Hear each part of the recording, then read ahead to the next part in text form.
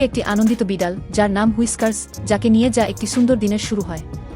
Whiskers একটি ছোট tractor দিয়ে মাঠে চাষ করতে শুরু করে এবং গাছের বীজ বপন করে ফলের মিষ্টি স্বপ্ন দেখে।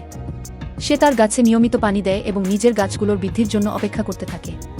যখন গাছগুলো ফলদায়ক হয় তখন কিছু শয়তান বানর মাঠে এসে হুইস্কার্সের কষ্টার্জিত ফলগুলো নষ্ট করতে শুরু করে।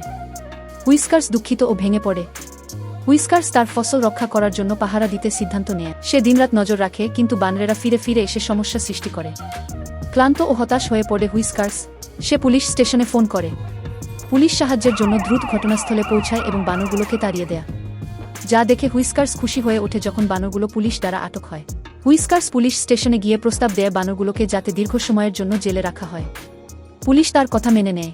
বানরগুলো জেলে যাওয়ার পর হুইস্কার্স গাছগুলোর যত্ন নিতে শুরু করে এবং সে আনন্দিত হয়ে তার ফলের সংগ্রহ দেখে।